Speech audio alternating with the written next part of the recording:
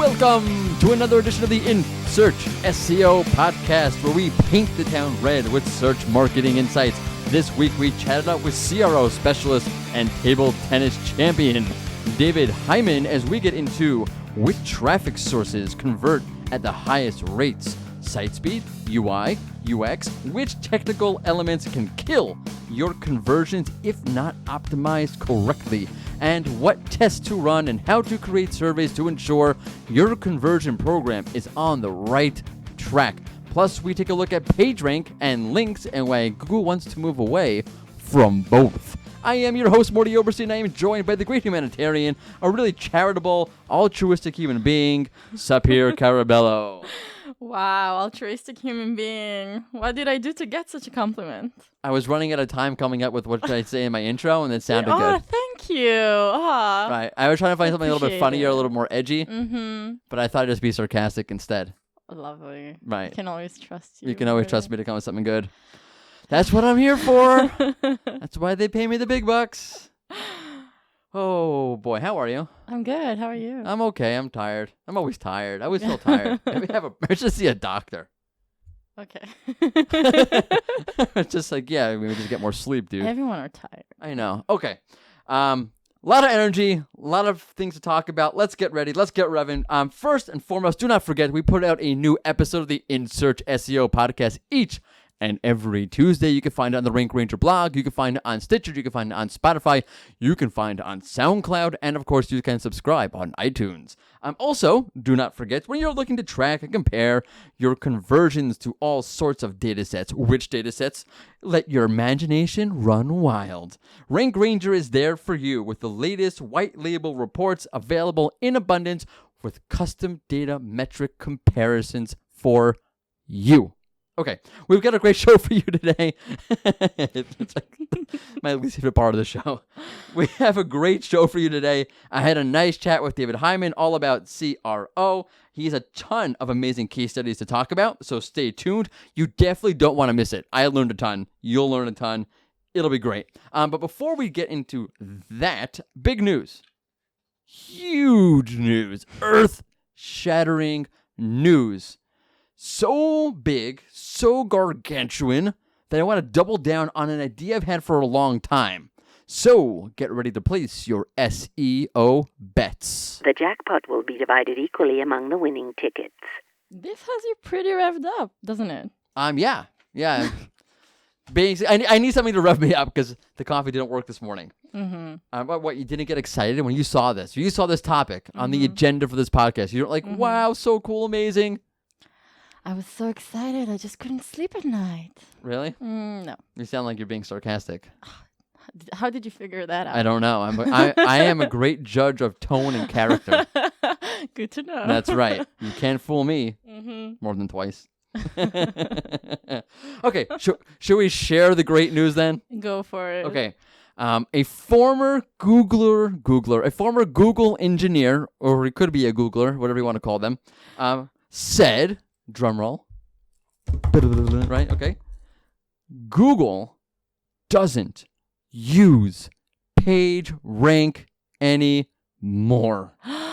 Collective freakout begins now. By the way, I didn't really hear you freak out. Ah! Okay. How was that for a freak out? Harumph. By the way, that was an Easter egg for all you Mel Book fans out there, by the way. Moving on. No more pop culture references in abundance. Thank you. Okay, minimal. Well, we're still going to have them. We're just going to go faster over them. Oh, God. Okay. Okay. So, for real, okay, Google has said that PageRank is alive and well. Which, how could that be? Because now a former Google engineer is saying PageRank is not alive and well. Okay, so this engineer person, this fellow, he qualified things a bit because, first you have your dramatic statement and then you have to sort of roll it back a little bit with something that makes more sense. But he said that Google did kill PageRank, but it replaced it with something very, very similar, and even its name is similar. So when Google says that there is still PageRank, I guess it kind of makes sense because everything is so similar.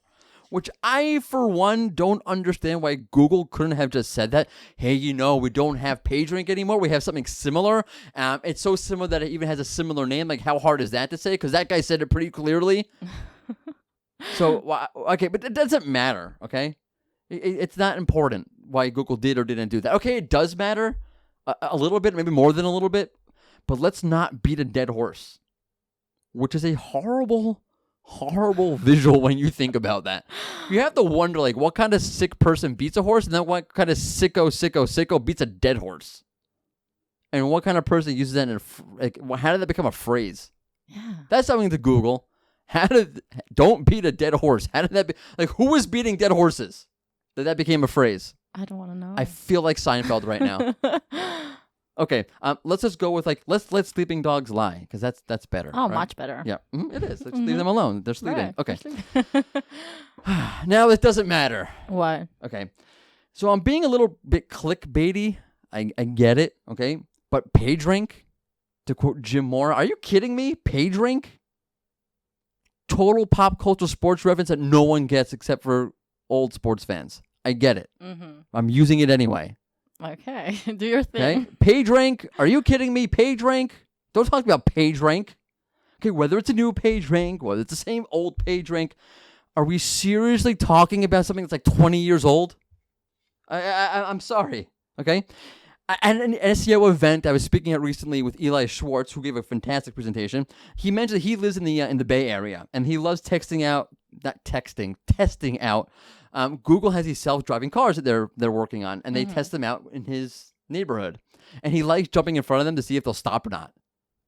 Yeah, it's a little bit, masochistic, but yeah, fine. So he wants to see if they'll stop or not. But he mentioned that the auto self-driving cars that Google is developing can tell the difference if a person jumps in front of the car or if a squirrel jumps in front of the car.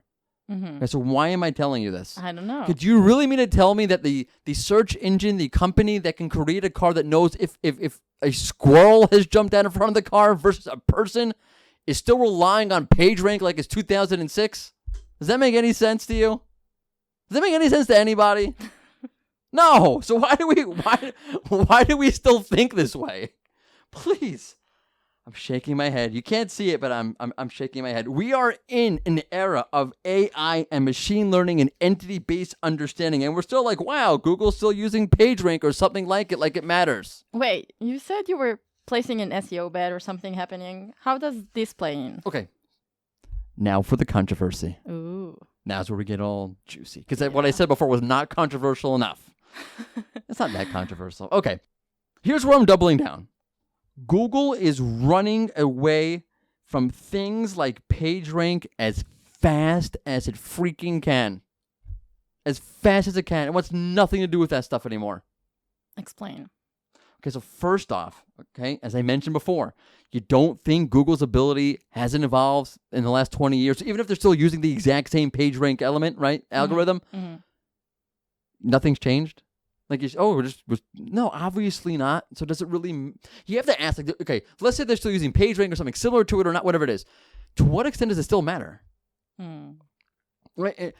What's its level of influence? How does it interact with all the other signals that Google has? Okay, but that being aside, okay? And even if these methods have evolved, which I'm sure they have, okay? This is not where Google wants to be. It does not want to be talking about PageRank or things similar to PageRank or like PageRank or it's the same name as PageRank, but it's not PageRank. It was married to PageRank, thrice divorced from PageRank, and then remarried to PageRank. Okay, Google does not want to be, it doesn't want, and maybe it wants us to be talking about it, but they don't want to be talking about it, which maybe is why they like saying, yeah, PageRank is still there, whatever. They don't want to get into this. Why? Okay, because links will not, and this is where I'm putting my money down. Here's my SEO bet. Links in the next 5 years, maybe 10. I'm not good at time. So between 5, 10, or 50 years from now. Okay. Being very specific. Very specific. Very specific. Okay? Links will not be nearly as important as they are today.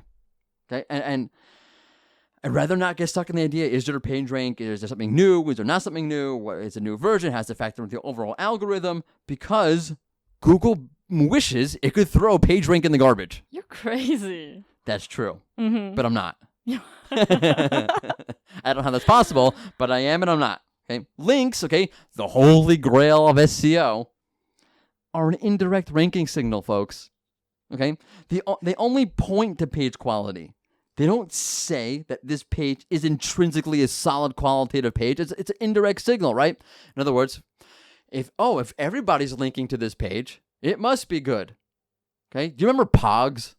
What? Yeah, in the 90s, like a big thing. You had, like these little like discs, and you had to flip them over. Okay, it's a fad.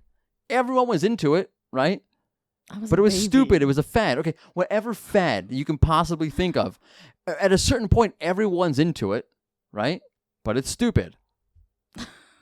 Correct? You're like, 2 minutes after the fad ends, you're like, holy crap, I like that. How embarrassing.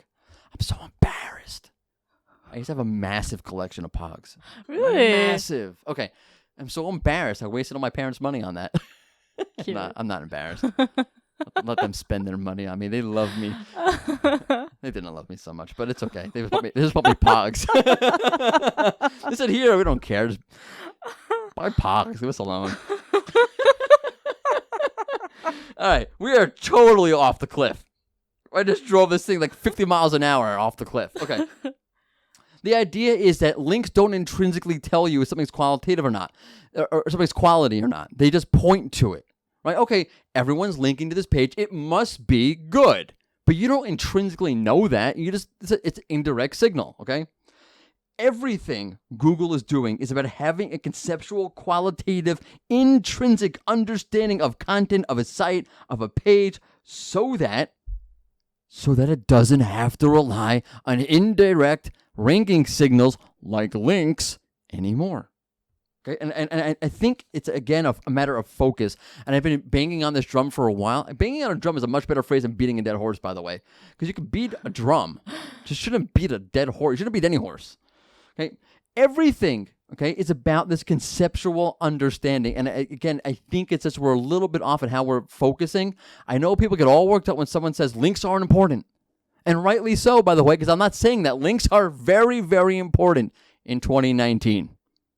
I just wish we would get a little bit less excited about a notion that PageRank still lives, and more excited at what's happening around us, and that is making Google's drive away from indirect signals, because its focus is on machine learning and entities, which is a very, very, very fast and strong drive away from indirect ranking signals. And again, I'll say it one more time.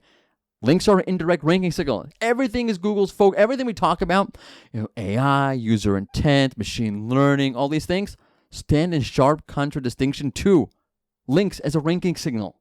I just want people to understand that.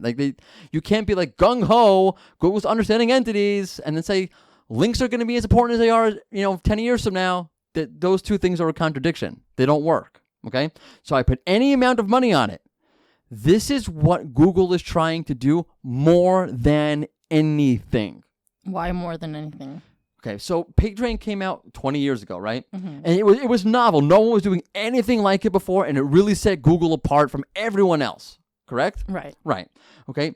AI and machine learning, okay, the intrinsic understanding of content is the new PageRank.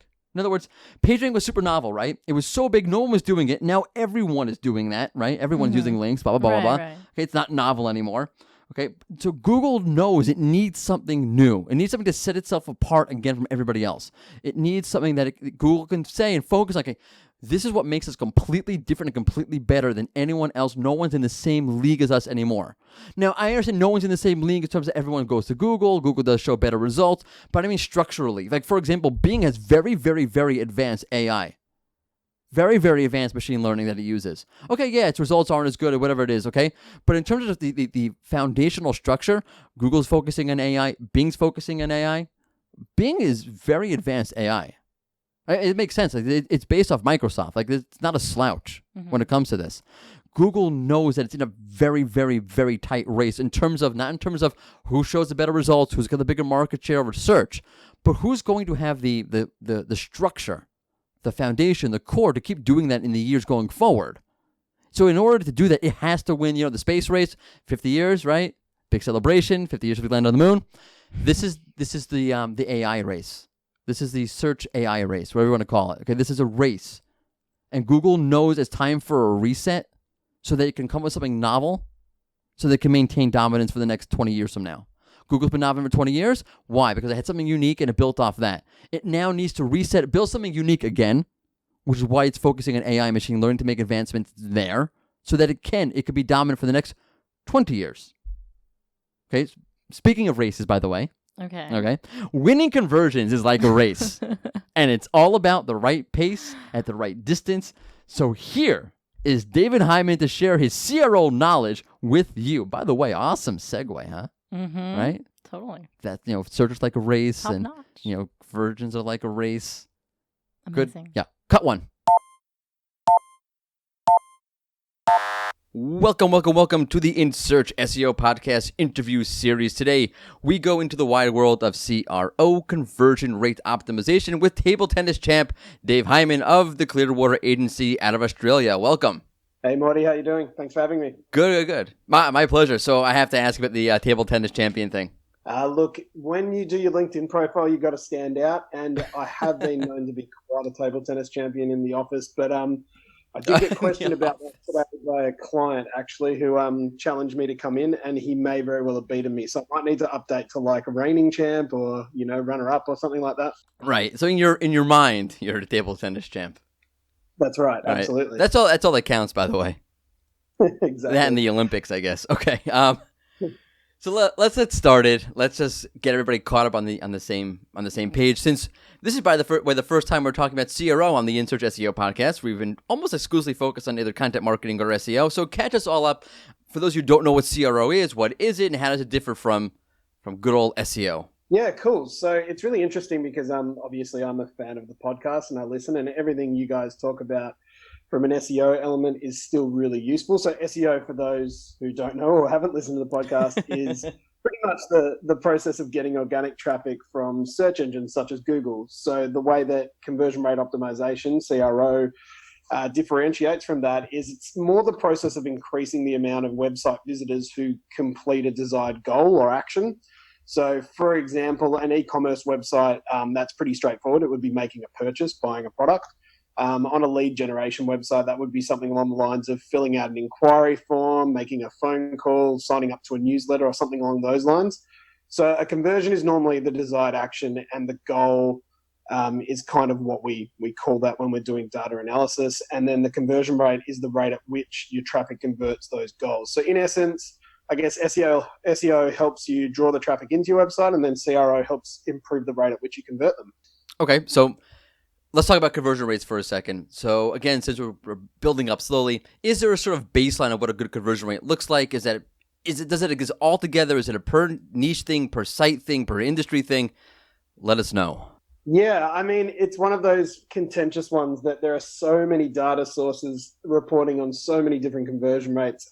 I've got a pretty straightforward one. E-commerce websites globally, through all the data that I've had a look at, they average out at about 2.3%. is the conversion rate. And then lead generation websites, so again, not e-commerce websites, anywhere from 3.5 to 4.5. And honestly, there's so much data out there, I can't even give that a specific number. I have to give a bit of a range. So what happens with conversion rate optimization is you're exactly right. There are so many different industries and so many different people that convert in so many different ways that it's impossible to have that averaged out. That's just a guideline for us to look at. So when we try and get our heads around conversion rates of a website, we actually don't try to set up baselines because every single website is so niche and so customizable and so different from one another that we just want to see what their baseline is at the moment with what their conversions are and how we can improve that. And every single website can be improved, whether or not it's just a slight improvement on one page that effectively affects the whole entire conversion rate. So, yeah, I mean, 2.3 for e-commerce, 3.5 to 4.5 for lead gen is a rough guideline. But outside of that, we've seen outliers of websites converting at 20%. We've seen websites that are converting at 0.05. So it just depends what they're up to at the moment, and we just try and improve from there. Yeah, that makes a lot of good sense. I mean, look, you could be an e-commerce site and be in one competitive landscape. You could be an e-commerce site in a completely different competitive landscape, and I'm sure that impacts your conversion rates. Yeah, completely right. I'll give you a really quick example. People that are in the real estate industry for lead generation websites tend to have really high conversion rates because it is something that people are looking to do and they need to inquire. And it's kind of one of those experiences whereby you can get a little bit of information online, but you really need to talk to a realtor or you need to speak to somebody with expertise. So a lot of the time, people will go to a website with the idea that they want to make an action immediately, as opposed to an e-commerce website, which we'll get into a little bit later, but giving over your credit card details is a completely different kettle of fish for the psyche. So yeah, there's completely different industries out there that convert differently, and it's really interesting to gather that data. That's actually really curious. I'm wondering, does something like, let's say, a car or a big purchase, do those convert better? Or let me rephrase that a little bit more professionally. Is there a higher conversion rate for sites where they're offering, major purchases, boat, car, house, that sort of thing, versus your everyday product? I mean, it's kind of a more involved process, isn't it? I mean, buying, a packet of cards off the internet for $2 is something that somebody kind of feels like there's no risk and it's not going to, eat out of their pocket too much. So you tend to see that actually convert higher because it's such an easy perishable item. But when you're talking about like a home or a car or something really involved, it might be like a really expensive watch. Normally you would think that they convert a lot worse, but we've actually had cases where they convert quite highly because, one, it might not be an e-commerce website, so it might be an inquiry, so somebody wants to learn more about it. But then secondly, because they've done the research and they've gone to the website and they're already prepared to make a big purchase, they convert a lot higher, whereas somebody who's looking for some of those cheaper items might just be scouring the internet for anything. They've just stumbled on the website and it's not a decision that they really wanted to make here or there. So yeah, it's really interesting. Again, there is no, given answer here. All websites convert very differently from one another. Yeah, that's what I was thinking. If I were going to buy a boat, when I buy my yacht one day, I'm going to figure that if I'm going to go to a website to buy a yacht, which I'm not sure you'd actually would go to a website to buy a yacht, but because I know nothing about buying yachts, I'm pretty sure that when I go to buy a yacht, I'm going to do all my research beforehand and then finally go to the site and just buy it.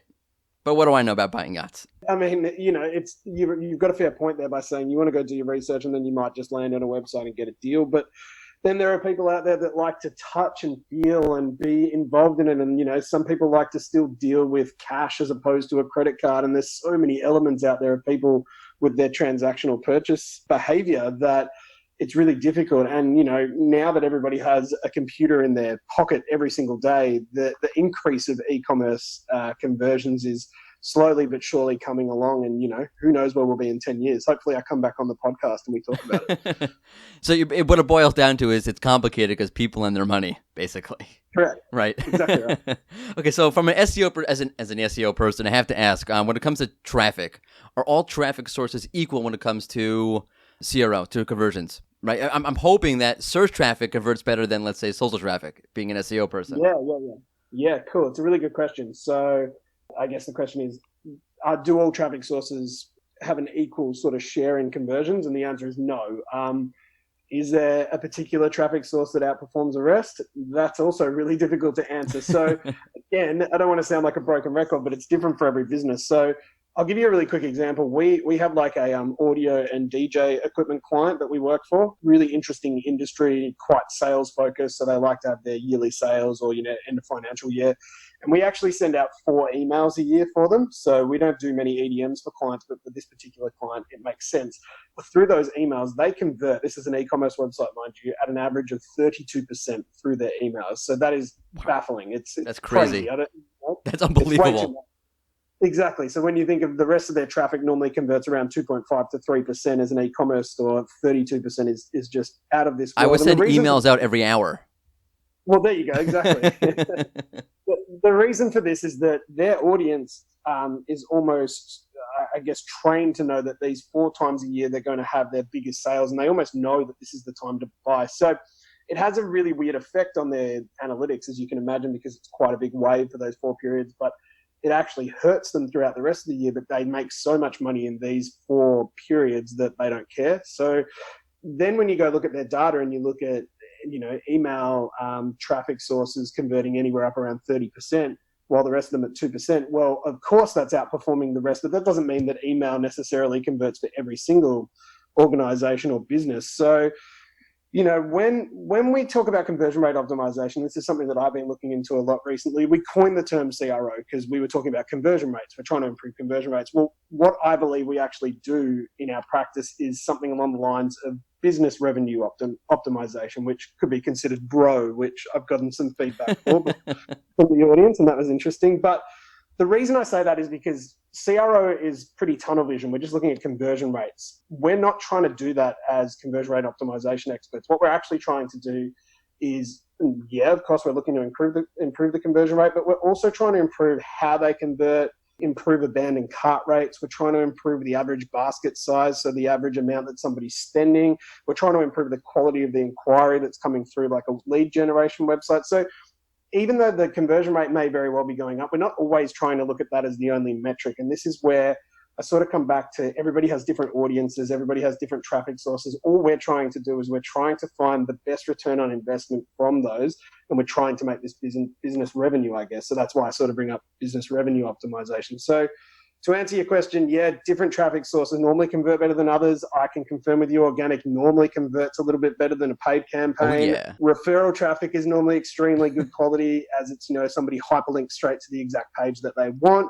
But there are just so many external factors playing on this that it's really difficult to pinpoint which one is the best converter. And as a business, you should really be trying to gain as much knowledge of all of the different traffic sources to figure out which one works best for you. Right, and that's a good point about it's about making growing revenue, not about converting and optimizing your conversions. Much the way that search is not about ranking number one on the SERP. If no one clicks on your site, it's kind of pointless. Exactly. Other than brand awareness, you can give me that answer. I understand that. Don't want to jump on me. I get it. So if we're going to talk about CRO and conversions, I have to bring up the two cliche words that are always brought up when you talk about conversion. That's the marketing funnel. Where does CRO fit in at each part of the marketing funnel? Let me ask it this way. What are some inhibitors of conversions at each level of the marketing funnel? And from a conversion perspective, is there one part of the funnel that's more important than the other one? I'm assuming you're going to say, oh, it's the bottom part of the funnel right before they make the conversion. Or I'm not assuming you're going to say that. I would assume a lot of people would think that, but is it actually true? Yeah, I mean, marketing funnels are interesting too because, again, there's so many different marketing funnels and so many different ways people perceive these. So it's also a funny word to say because I always imagine a giant funnel, people spinning down it, and then they buy it. Not like a streamline straight through it. No, I mean like an actual funnel, like a giant slide that you funnel through it. Yeah. That's my weird association to marketing funnel. So you're completely right. It's a weird analogy, but I guess from my point of view, marketing funnels are interesting in that sense because there are so many different restraints and different things that are happening to people when they're trying to convert through a customer journey. Otherwise we wouldn't have conversion rates down at 2.5%. So I wanted to give you a really good example. I actually used to run a drumstick business. I used to import American hickory from you guys over in the US, and I used to send it to China, and then I used to distribute it around the world. It was a company called Collision Drumsticks. And what I want to do is I want to take you through like a little bit of a process for somebody to buy there. So let's just say we go through a Google search and we have some Google ads on there. We're ranking page number 1. I did rank page number 1 for a few of those keywords over here in Australia, just FYI. Nice. Very good. We've got. Then you've succeeded, by the way. You've ranked number 1. Your job is done. There we go. I'm done. That's it. So when we look at the copy of the ads, is it appealing? Are there spelling errors in the ad? Does it look like something that can resolve a problem? Because at the end of the day, that's all we're trying to do with a website. We're resolving somebody's issue that they have. So, straight away, are the ads appealing? Are there any spelling errors? So that's straight at the top of the funnel. Look at the page ranking in Google. Has it actually met my expectations as a result? Was it something that I was looking for? Or was I looking for something slightly different? I had so many customers coming to my website and obviously looking for chicken drumsticks as opposed to American drumsticks. So, straight away, that already affects the traffic that's coming through. When you have a look at, the home page, for example, what information's above the fold? Have we clearly labeled our unique sales proposition, or is there no unique sales proposition and is somebody going to bounce straight away? Is there a prominent search bar? Here's a really quick one for everybody out there with an e-commerce store. If you have a website that doesn't have a prominent search bar, you're just hurting yourself. Search bars convert normally 4 times better than website visits without using search bars. So make it really prominent, make it really bold and in your face. But, menu navigation, is that easy to use? Again, click through to the product page. Do I have security badges on the website? Do I have any social proof or testimonials? Do I have payment icons that are referring to Visa, MasterCard, Amex, Afterpay, ZipPay? All of these things here on every single stage of the website are extremely important to achieving that end goal, which is a conversion. So Is there a point in the funnel that I'd say is more crucial than the other? No, I would say every single element is holistically just as important as the other one, because anybody can drop off at any point in the funnel or any point in their user experience, and you are trying to prevent that by all means, to try and get them all the way through to the end product and then click on either like an inquiry button or to click, purchase at the end of a transaction, and then your job is done. So no, I don't think that there's any particular point in a funnel. I think everything is just as crucial as the other. That was prolifically actionable. That was awesome. That was great. You should make like a cartoon out of that.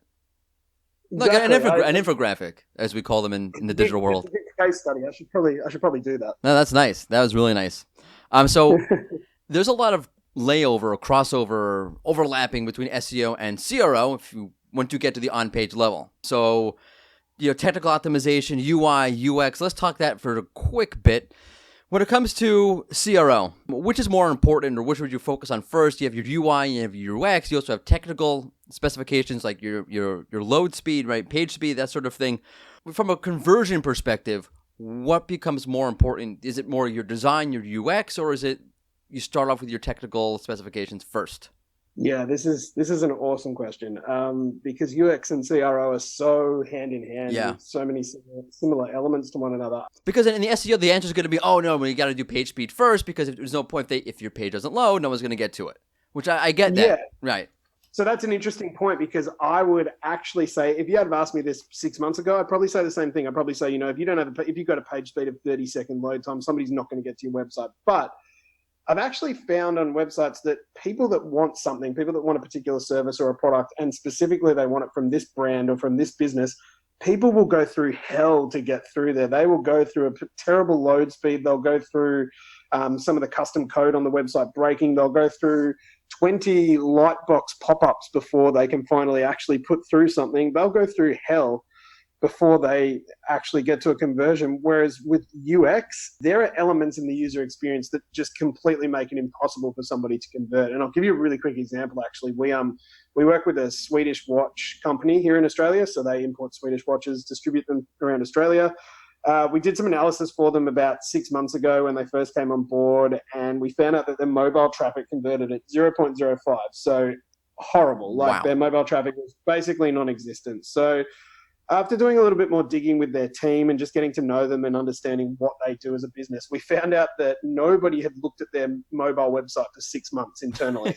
Like they just hadn't looked at it. And that's crazy in itself, but I understand, people get involved. There's the day-to-day. So, we obviously went, cool, well, we're going to have a look into this. So when you went to make a purchase, it actually triggered a lightbox window that popped up on desktop that gave you a 10% offer. Pretty standard stuff. Lots of people do it. I think the jury's still out on them. But anyway, this one for a 10% offer I didn't think was worthwhile anyway, but it seemed to work fine on desktop. However, on mobile, when we got to the mobile page, what happened is that the design of the actual pop-up took up the whole entire screen, but outside any device that would allow you to actually exit the pop-up. So there was stuck. You're stuck. Totally There is stuck. nowhere to go. So there was no way to exit other than leave the website completely, basically. So basically we got to the point where we were like, look, we just need to remove this and this will open up the floodgates. And it was pretty straightforward. I mean, there were thousands of other issues on the website, but that was just something that was just absolutely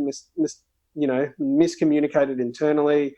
They missed it completely, and that absolutely killed their conversion. So from my point of view, like all the technical aspects of a website need to be functional and they need to be working, and the worse that they are, the more difficult it is to convert. But from a user experience point of view, if you can't actually move through the process to get to the checkout or to get to the inquiry form or to get to a newsletter sign up or whatever it is on the website you're trying to achieve, it's impossible to convert from there. And I think that is probably just slightly outweighing the technical aspect, I'd say.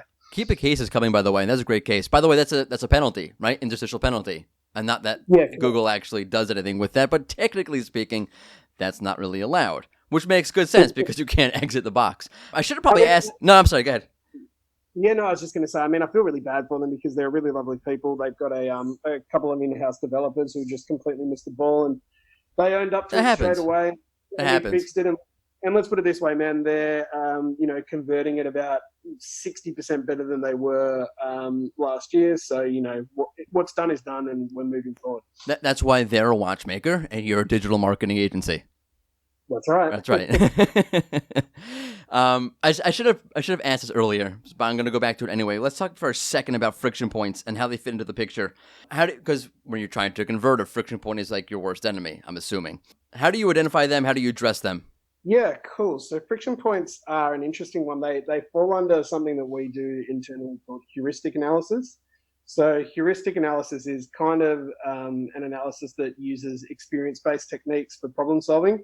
So I was going to jump in one quick second and just say, for those of my SEO folks, a friction point is very similar to a pain point to a certain extent, right? You have a problem. What's the user dealing? What sort of problem are they facing? Except this is a little bit more. You know what? Why don't you take it away? What's a friction point before we get started?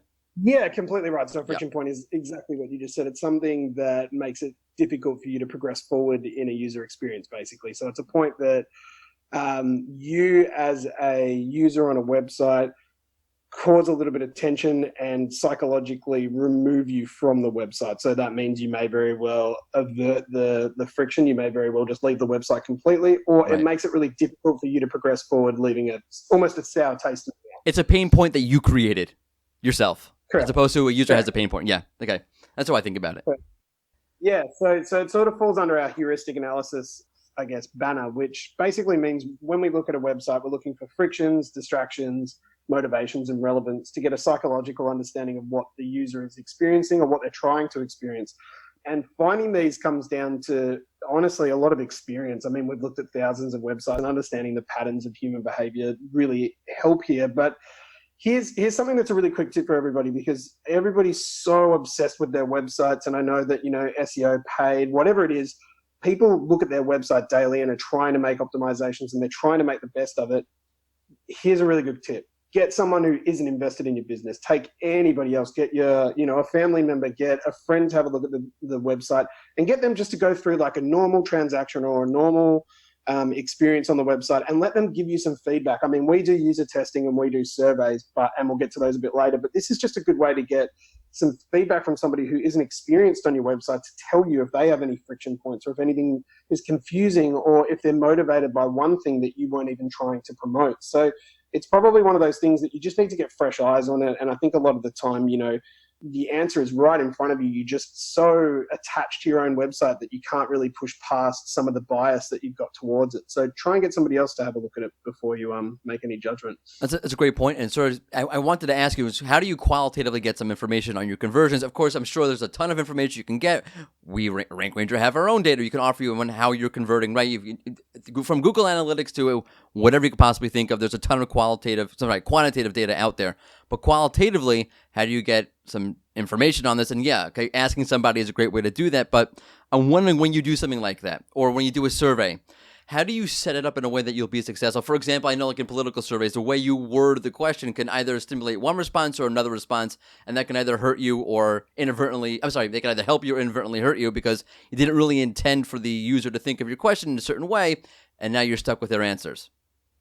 Yeah, exactly. It's a really cool question because it's one of my favorite parts of what we do in CRO. It's fun. I mean, a lot of people think data is pretty boring, but what we do with surveying and user testing is actually quite enjoyable because you get some really cool opinions from people that really help you sort of open up your opinions of a website. So a lot of people fall into the trap of thinking CRO is just like a technical analysis in the back end. You're looking at Google Analytics or whatever other tools, potentially heat maps or something like that as well.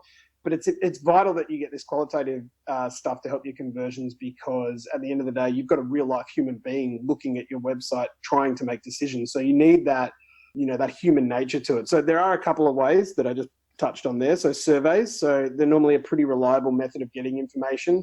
There's multiple ways you can do surveys. There's thousands of different pop-up survey programs that you can install on your website.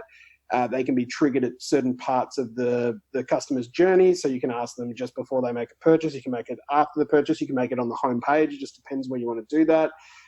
There's actually apps out there at the moment that get you to opt into a phone call. So a representative of the business can actually call you and go through some stuff. So that's a pretty interesting way because you can get a little bit more in-depth answers to what you're asking. And the idea of surveys is exactly that. You're supposed to ask how they're feeling about the experience, especially when they're involved in it as they are right now. And the idea is to get as much I guess, qualitative data as you possibly can to then pass on and see if it supports the theories or the hypothesis that you've made originally. And then user testing, so it's getting a group of people who fit the buyer persona of a business to complete some set tasks for them and then offer feedback from doing that. We personally do a lot of remote user testing. It's really difficult to get a core group of people together in a room. And when you're in person, there are so many factors that can sort of poison the data. I mean, like when you're sitting around a group of people and you kind of ask them a particular question, you might have a tone that encourages them to answer one way versus another way. So we try our best to try and prevent that kind of thing. So, for example, we outsource most of our stuff to Userfeel or Testmate, which are really good programs. They basically find people that that people are relevant to the website and people that would be potentially interested in the product.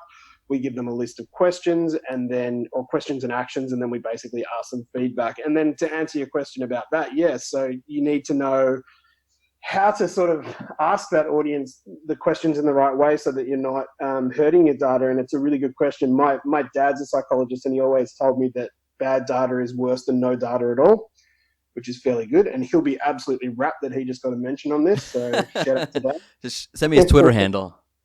Yeah, I will. So it's really important when you consider what you're asking in a survey and how you I guess question it. So I've got a few things that I try and do when we run a CRO test or a survey. We try and write questions that are really simple and to the point. You don't want to be too expansive because that almost allures to a particular direction you want to take the user or asking them to answer in a certain way. So we're very succinct with what we ask them. We try and use words with clear meanings. So I know that sounds a bit uppity, but the idea is that we're trying not to confuse them. We want to get the most transparent answer we possibly can. So using words with clear meanings just means there's no way that they can get confused by that. We limit how many ranking type questions there are. So, you might get a question that's like, how did you find your experience? Rank from 1 to 5, 5 being great. We try and limit those because they are pretty, they're pretty unreliable questions. It's good to throw 1 or 2 in there just to see what they're feeling, and they're quite easy to answer, but you don't want too many of them. One of the best ones is don't offer double-barreled questions. So I'll give you a really good one. How easy was it to complete your transaction, and did you use a coupon code? Like, they're just 2 completely different questions. They don't need to be combined. Just separate them. Make sure that you get one answer for one and then one answer for the other. We always try and offer an out to questions that don't necessarily apply to everybody. So you may very well just get asked a question that you haven't achieved or that you haven't done on the website. And then if you're forced to answer, it just fudges the data again. So we try and make sure that if you haven't actually done that process or it's not something that applies to you, you don't have to answer it. So you can either say something like other and let them type in something themselves, or you can just say this does not apply or whatever you want to do. And then probably the last one that I would say is just make recall easy. So recall is when you're thinking back to what you've just done. If somebody's just spent 20 minutes doing a user test and then you ask them the first thing that they did, it's really difficult for them to go back and think, oh God, what did I even do on the home page? I can't remember. Try and make it so that your questions don't require too much recall and so that they're really straightforward for the user. Those are probably the best tips that I've got. And as clean as you can get the survey data, the better it is for you on the other side. How long do you recommend a survey be? Because when I used to teach, which was a million years ago, so we used to get survey after survey, I think like 25 to 100 questions, trying to improve our teaching practice, and I would just click on whatever box it was. I was done after question like 3 because I have no patience. But in general, though, how long should a survey be? I'm thinking back to when I used to do, back at school, I used to have multi-choice questions, and at one point you would just go AC/DC, AC/DC. Because you like the AC/DC. That's right, exactly. Right. For our purposes, we try to use surveys as short as possible, so we don't like them to take any more than 5 to 10 minutes. The other thing you've got to consider on the other side is most of the time you're paying or you're rewarding people for doing these. So I don't want to have to reward somebody for an hour's worth of work, especially when, as an agency, we're paying for a coupon or for a gift card somewhere for them to do this. So you try and make it anywhere from 5 to 10 minutes. 10 minutes would only be for something that's super involved. If it was a really intense website with lots of products, or a really, really long process from start to finish on a lead gen website. But yeah, 5 minutes would be enough for me. You want short and sharp, straight to the point. Right. Makes a lot of sense. Let me ask you, because I'm assuming that as a conversion specialist, you're going to do a lot of A/B testing. I'm just assuming. I know where I got that from. But when you're doing A/B testing, what's important to consider when you're setting up your parameters? Yeah, cool. So when we do A/B split testing, so just so you get an idea, all of the stuff that we've just spoken about there, heuristic analysis, technical analysis, all of that, basically that's our CRO analysis prior to doing anything. So what that does is it gives us insights, and then based on those insights, we can create a hypothesis. So that's pretty much where we're up to now. And then you're saying, what are the parameters you set up before an A/B split test? And for those who don't know, I mean, A/B split testing is having two different versions of something delivered to the same audience and then finding out which one performs better. And, in our field, that means one will have a better conversion rate than the other most of the time. So what you need to do is a few really important things. Setting up proper goal tracking or e-commerce tracking is vital. If you don't have your goals tracking properly, it's the first thing we do.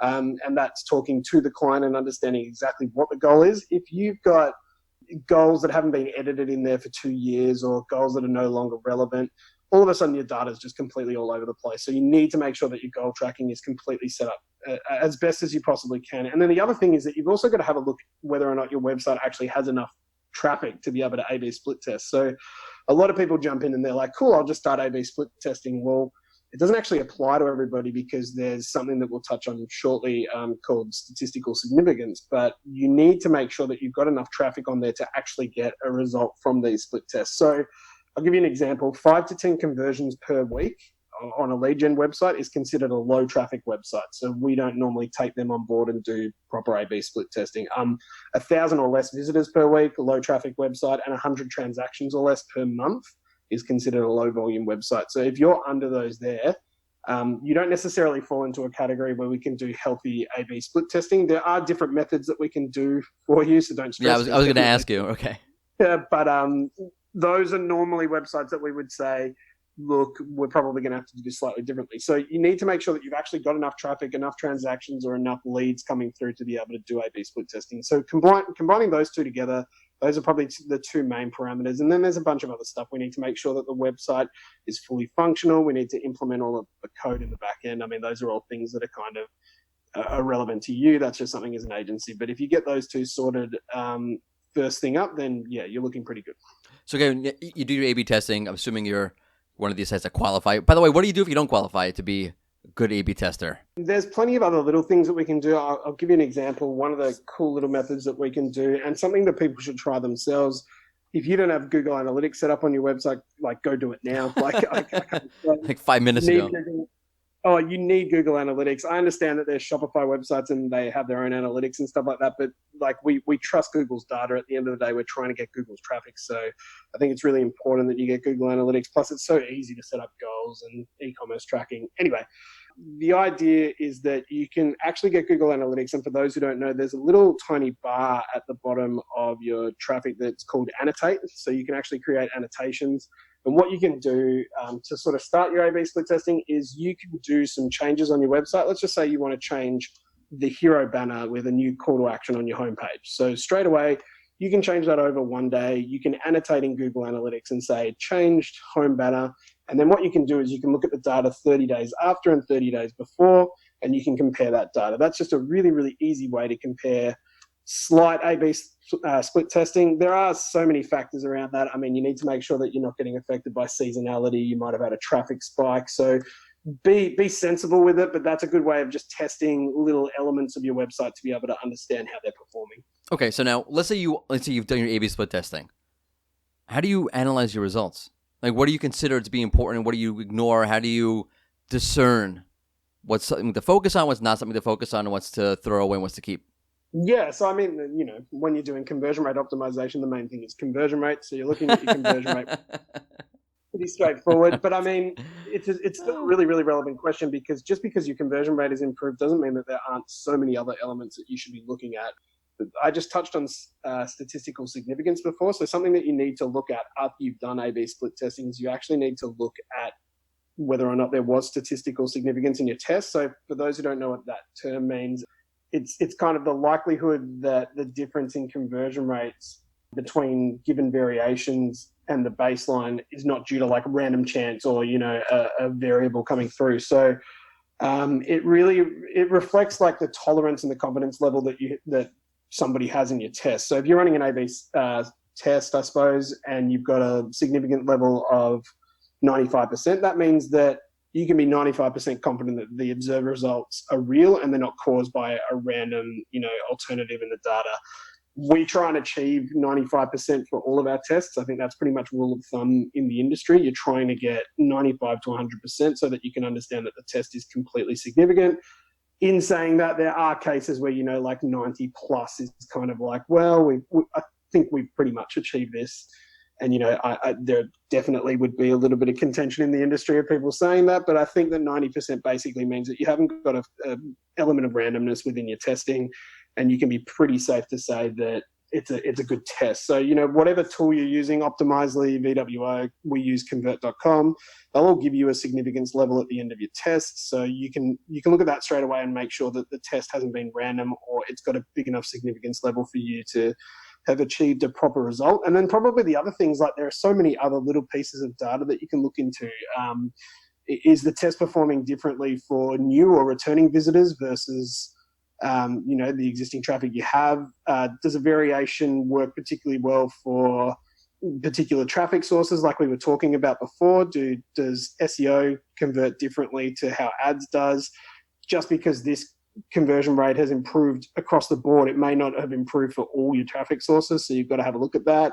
Is a variation performing particularly poorly in certain browsers, certain devices? Could there be a bug? Could something be going on with particular windows? So you've got to look at as much data as you possibly can, because it's not always black and white. It's not always, I'm converting better, this is great. There could also be big bits where you're converting extremely well on one browser and you go back and have a look and that browser hasn't been converting at all prior to this test. So you just need to go back and have a look at all those little different elements. Love that. I really love that. So before we move on to another little bit that I have, I want to ask you, I want to talk about tactics, I want to talk about theory, because I love both.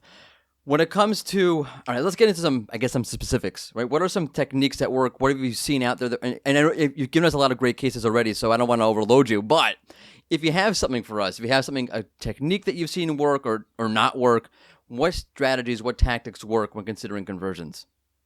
I'm not going to lie. I have case studies coming out the wazoo. I can give you 100 more right here, right now. But I got a really good one for you. So I'll go through the exact things that we did for a particular client, and I'll even give them in the steps that we took it. So we have a vintage bike company here in Australia, really lovely guys. Again, I can't give their name, but basically vintage men's and women's bikes, some scooters, some accessories on top of that. So they came to us with a conversion rate from memory of, I think it was about 0.68 or something like that. And they were kind of like, we need to improve, which is fair enough. So basically we went through the technical analysis, which is the first element that we do.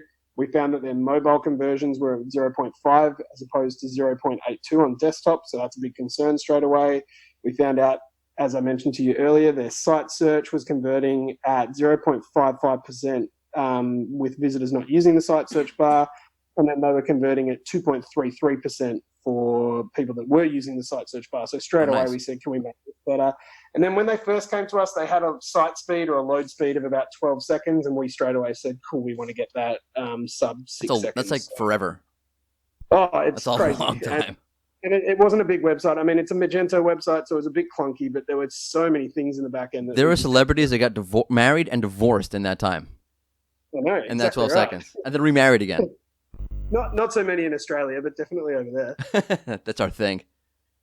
But then, as we were talking about before, heuristic analysis, so we had a little bit of a look, and probably the biggest friction point that we could see on the website was they had a real emphasis on their physical store locations.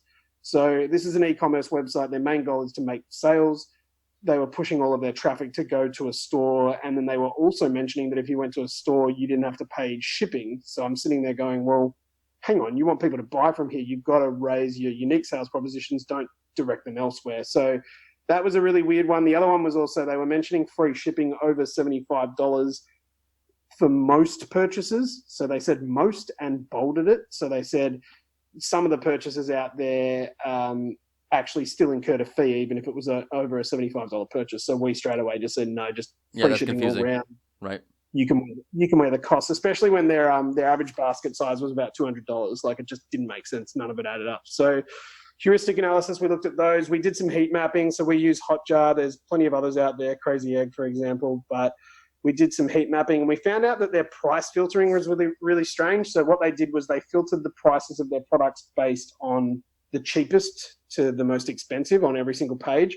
And that doesn't mean that the cheapest is the most popular. As a matter of fact, we found quite the opposite. The cheapest tended to be one of the least popular products. So everybody was seeing the rubbish at the top. Sorry, not rubbish. They're all great. But the entry-level stuff at the top, and then they had to scroll down to get to the more important stuff. And we also noticed that nobody was using the wish list section. So literally of the 20,000 users that we looked at for a month, not one person used their wish list section. So straight away with heat mapping, we were able to identify that that was redundant. We moved on to user testing. So the users came back to us with some feedback that the menu navigation was weird.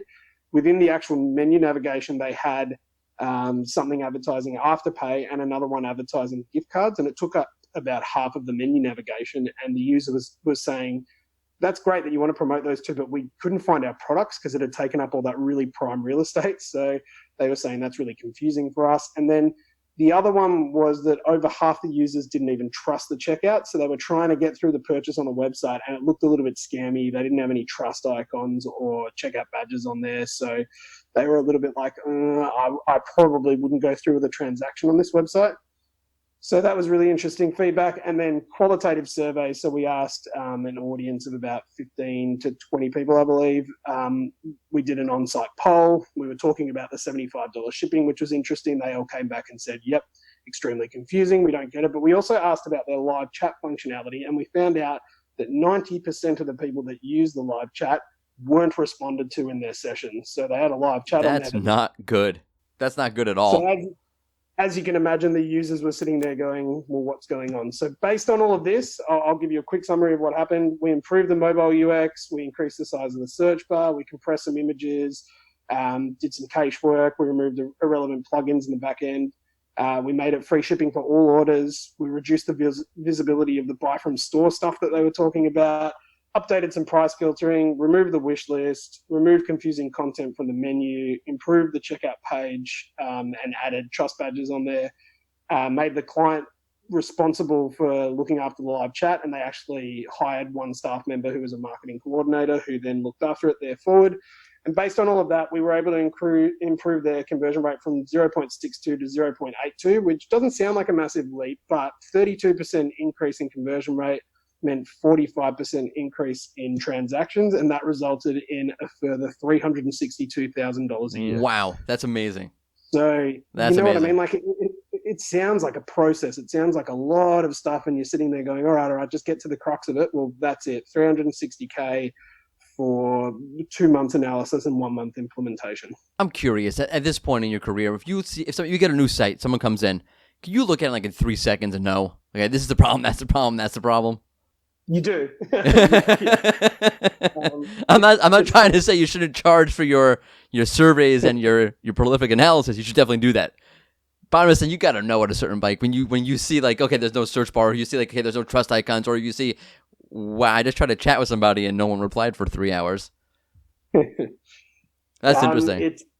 It's concerning. It's a bit of a bug. You kind of look at websites, and I'm so judgmental of everything now. I mean, I own a few websites myself, and I'm so overly critical of myself that it gets to a point where you're just like, why do I even bother having it on there? So when somebody comes to me with a website and they go, you know, what can we do? Yeah, the mind keeps racing. And just a few really quick ones for you and for the audience, because I think they're really beneficial. One of the easiest things that you can possibly do as a business is just reassess, is your message getting across in the first 5 seconds that I come to this website? Because so many businesses come to us and go, you know, I think my page speed is awful. I'm not sure if my call to action is up to scratch. I don't know if this checkout process is going to work. And we look at the first thing that's said on the homepage banner, and most of the time they don't explain what they do. So we had a client that does like kind of marketing, I guess, like direct mail marketing, automated marketing. And on their homepage, they didn't mention the word marketing once. Wow. So we're sitting there going, it's fantastic that you've got all these cool buzzwords in there and that you've got really cool imagery and a really cool banner and everything looks fantastic. But the audience gets there and has no idea what you deliver as a service. So straight away, the alarm bells are ringing for them. They're going, oh God, where do I go? I don't know what to do. And then the easiest thing in day to day is just to jump off and go find somebody else that does the same thing. So I think that's one of the major things that I would do. But here's another one for you, and it is my least favorite thing in the world. And I hope to God there's some other CRO experts out there that join me. Sliders. Sliding banners on a homepage convert horribly. Really? Horribly. Okay. It is the number one thing that happens to me. And every single time a slider comes in, it's like a running joke in the office. They all yell out and they go, Dave, slider. And I just cringe. But here's the thing. When you get to that homepage, the main thing that you want to do is you want somebody to be able to identify what you do. And then you want a call to action straight away. You want to know, where am I going from here? Am I buying a product? Am I going to a lead inquiry? Am I figuring out what their business does? Whatever it is. If you have a slider, you have multiple call to actions all of a sudden. So there's going to be 3 to 5 slides going through. But a lot of the time, most people only have a call to action on the first slide, and then they've got 2 or 3 random slides with just nice imagery on it.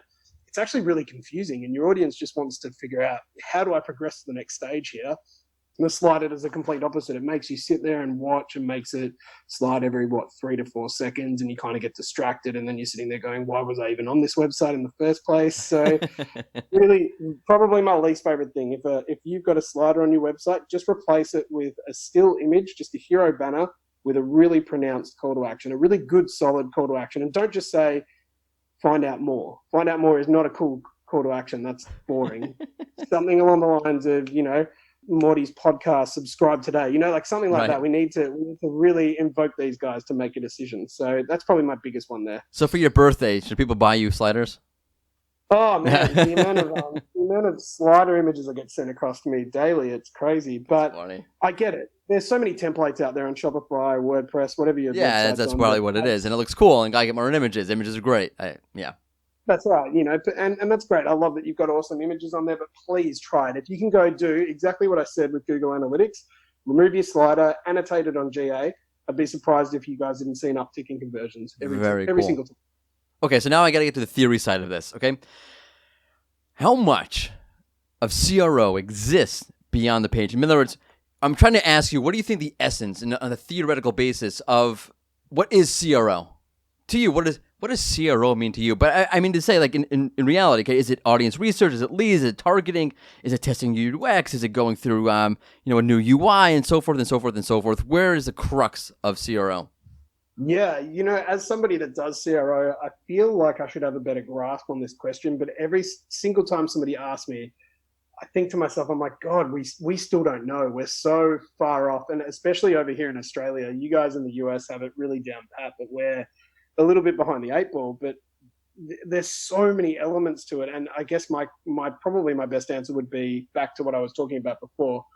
CRO, or conversion rate optimization, isn't conversion rate optimization. It's business revenue optimization. So at the end of the day, it is a holistic view of everything that we're trying to do. And I actually hate the word holistic, but it really is. It encompasses everything that we are trying to do as a business. Anything from your branding, do they trust your website? Do they trust the product that you're trying to bring across? I mean, at the end of the day, you could have the most brilliantly convertible website in the whole entire world, and you could have a horrible product that nobody wants to buy, and therefore your conversions are gone. It comes down to you as a business. And in my opinion, conversion rate optimization and conversions in general are just an assessment of how your business is perceived by the world and by your audience. So yes, your conversions can be dictated by the types of traffic you bring in. Yes, there are alternative factors that will impact it and contribute to poor or better conversions.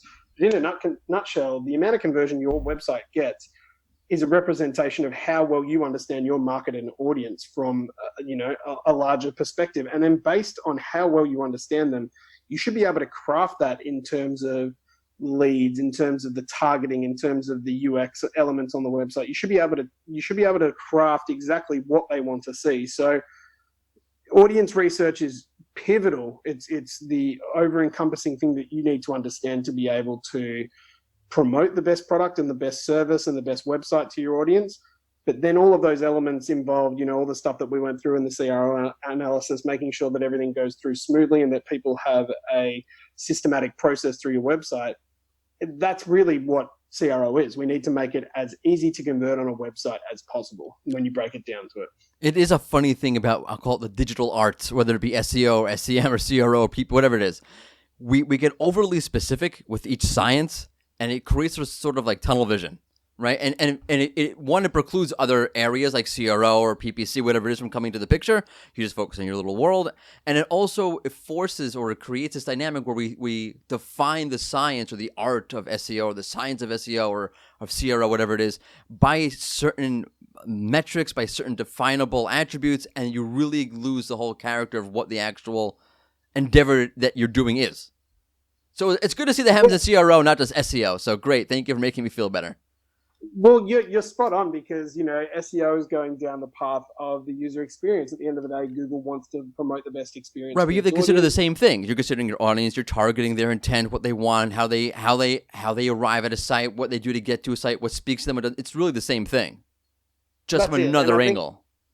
And I think that's where people probably break down in this relationship between CRO and everything else.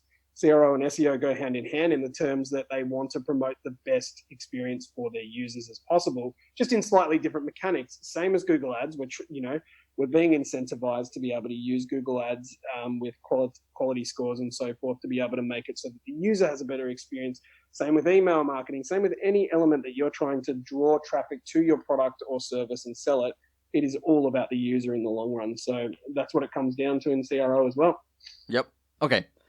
Thank you very much for that. So now that we've done that, I have this little bit that I do. If you were a listener of this show, you know it's time for optimize or disavow it. And that means I'm going to give you either two really good options and you're stuck choosing, one good option over another good option, and that's hard. Or you're stuck choosing one terrible option over another terrible option, and that's also hard. So this is a Dave Hyman version of optimize it or disavow it.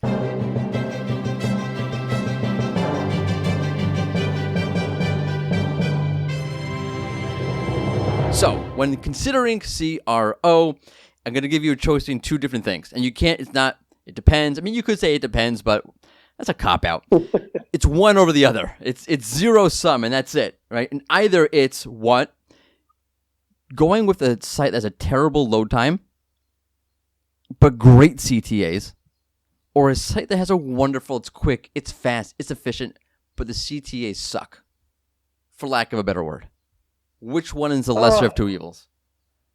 All right. So full transparency to all the listeners. I've had a full week to think of this. Morty gave this to me over a week ago. And I said before we started the podcast, I still haven't come up with an answer. And then I foolishly said, I'll just think of it on the spot. Oh, God, I don't want either of them, but I can't be a cop-out. So let's go with this. Terrible load time or terrible call to actions. Look, as I said before, terrible load times are crippling for a website. But if somebody desperately wants to get through to your product or your service offering, they'll push through it most of the time. I mean, if we're talking like a 50-second load time, that means that it's completely done. Then obviously they can't get through to the website. But if we're talking fair. Really bad load time that gets them through there eventually, and then incredible call to actions, I'll take that over bad call to actions, because I might get the speediest website in the world, and with no call to action, which I presume if they haven't got a good call to action, they probably haven't got any good messaging on there, which means that their copy's all over the place, which means that they may very well not have an understanding of what their audience wants. I think you're going to basically have this incredibly well-performed car that can't drive on the street. Right, with no trust either. Yeah, correct. I think people are just going to land on a website really quickly, and they're not going to understand where they've landed, and they're going to be just as fast to bounce off. So that would be my go. I will take the terrible load time, even though that kills me and hurts my soul, and I'll take really good call to actions any day. I like it. It goes completely against everything in CRO, but we'll go with it. So basically you're saying that you don't need to worry about your page speed. Your load time doesn't make any difference. Just worry about your CTA. So I understand it correctly, right? That's it. That's it. All those slow websites out there, you're fine. You're good to go. Don't waste your time. All right, Dave. Thank you so much for coming on. This was fantastic. Again, I love all those cases. Definitely come back on again. Yeah, awesome. Thank you so much for having me. And if anybody needs to reach me, add me on LinkedIn, do your thing. I'd love to chat. But thanks again. We'll talk soon. Bye-bye. And we are back to your regularly scheduled In Search SEO podcast. I love the examples. He was so good. Okay, very concrete, vivid illustrations. I could go on and on and on. Nothing beats using good examples. Mm-hmm. Nothing, okay? By the way, a lot of good ideas about how to go about testing and surveys as well. That, of course, brings us to this week's Rank Rangers SEO community question. What's the best way to get qualitative data on what works and doesn't work when trying to get users to convert? Right, so you have so much data out there, so much is available to you, but how do you develop a real sense, a qualitative feel of what's preventing you from converting or what is facilitating your conversions? But I don't mean quantitatively, I mean like a real sense of what's going on, right? So please look out for the Rank Rangers SEO community question it'll be on the Rank Ranger blog that harbors this podcast. It'll be on Twitter, it'll be on Facebook, it'll be on LinkedIn, it'll be everywhere. So please comment, answer. We'd love to hear from you so we can give you a shout out like we did to Tyler Harvath. So last week, let's jump into last week's question really, really quickly and see what you guys offered us. Last week, we asked you, with so much new video content being offered on the SERP, how does that impact your SEO strategy? And Tyler said, and he was being a little bit facetious, which is cool. I get it. He said, have a good amount of video content. Which is, yes, you need to have video content. In order, it's a brilliant point. By the way, you can find Tyler on Twitter. It's at TYLERBHORVATH.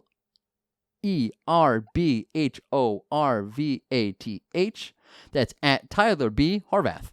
I know he was sort of joking, but the reason why I'm bringing this of all the points is that it makes no one's doing it. And I'm being self-critical here. I should be doing more videos.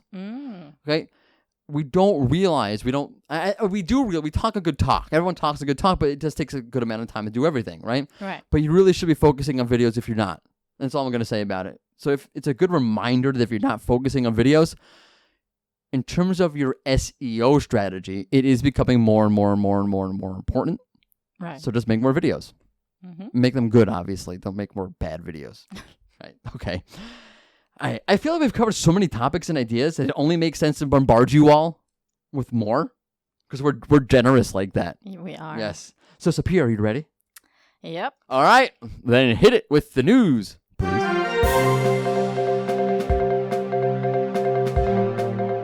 A major Google algorithm update hit the SERP on the 16th with unprecedented levels of rank fluctuations being tracked on the rank risk index by the 18th. Right, so it started on the 16th, right? By the time you hit the 18th, there's this like major spike, huge spike of rank fluctuations. I dug into it a little bit.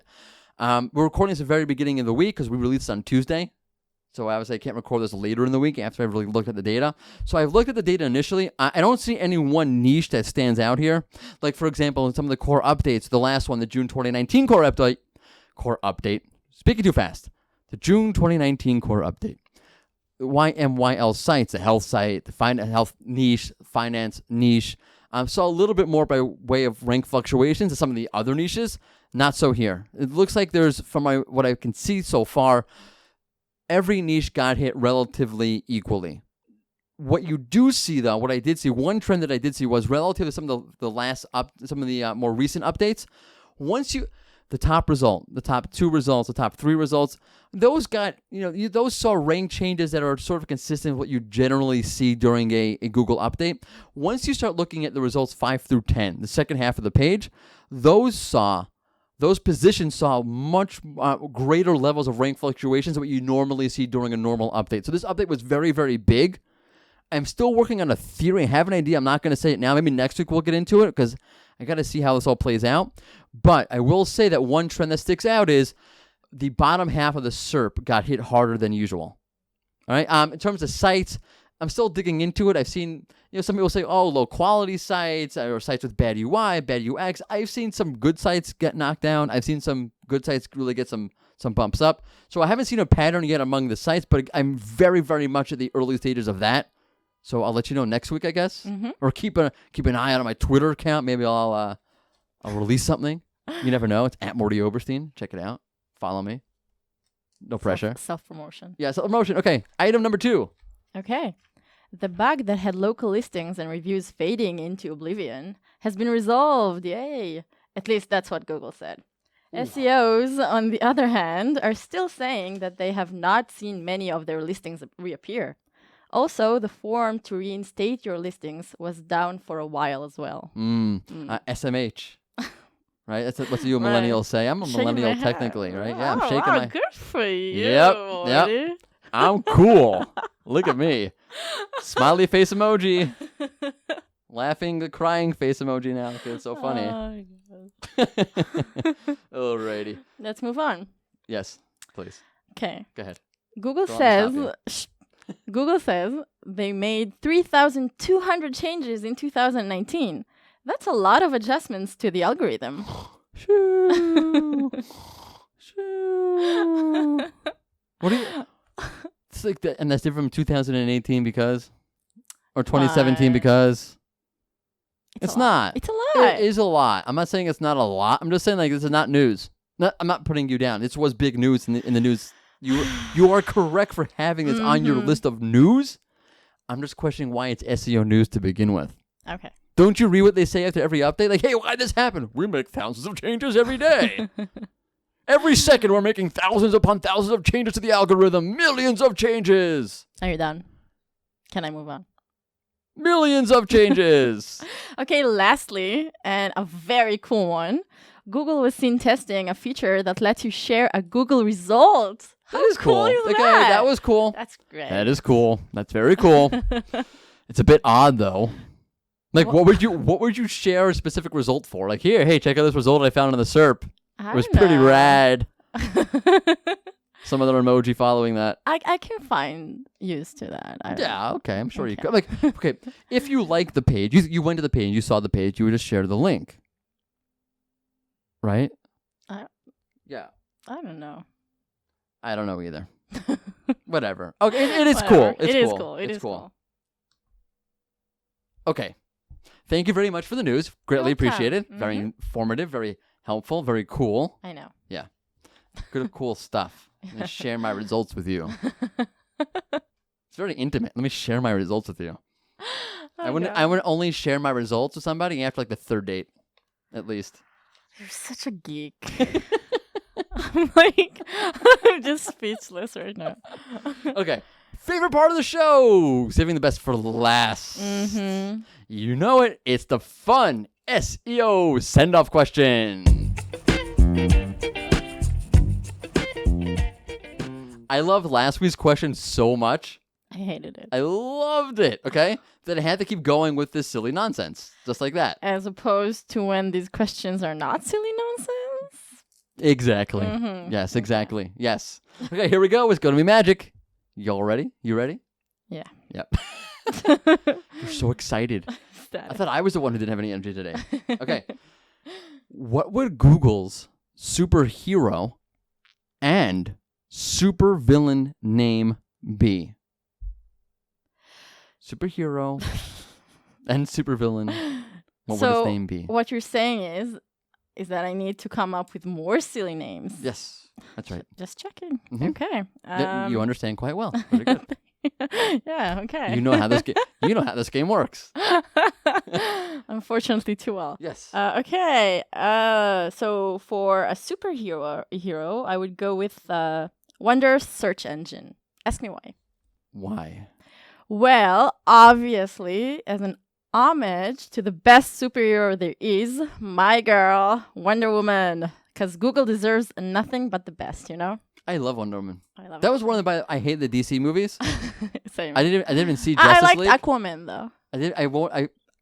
I watched Batman vs Superman. I watched like half of that Oh, movie. that was awful. I'm like, I never watched another DC movie in my entire life. Ever. But Wonder Woman. But Wonder Woman, I Okay. actually watched that. I think that came out afterwards, right? Mm. It did. I watched Yeah. that anyway because I had to watch that. Mm-hmm. It was awesome. So I am looking Awesome. forward to that to 1984. That was the year I was born. Yeah, Yeah, really? That's right. Old. Big brother. Okay. Okay, supervillain. Supervillain. For no, I refuse to give Google a supervillain name. Google is the hero we all need and love. You hear me? Last week when I asked you what wrestling name would Google use if it were a wrestler? And Yeah. you're like the world dominator, could take over the whole world. Now you won't give it a negative name. Listen, it's like I it's just want to know what like- happened in a week's time. What happened? Okay, for supervillain, I'm gonna go with the no clickinator. What? The no clickinator, like the Terminator, but the no clickinator. because so many searches are zero click SERPs. Right. So the no clickinator. Right. Okay. For a superhero, Captain Find It. Captain Find It. As homage to Captain Planet. Planet. Remember Captain Planet? No. Of course not. What? I know Captain America. Go Planet. No. What? Yep. Cartoon. Captain Planet. Oh, God. I don't Captain even Find wanna It is my way of expressing my nostalgic relationship to Captain Planet. So Please Google will don't. be called Captain Find It. I think we should end here. Yes, please. Please get me out of here. And that will do it for this episode of the In Search SEO podcast. Don't forget to tune in again next Tuesday for an all new, fresh episode of the In Search SEO podcast. Thanks. Thank you. Oh, I forgot. What? It's been In Search because we're all in search of something. Right. Bye.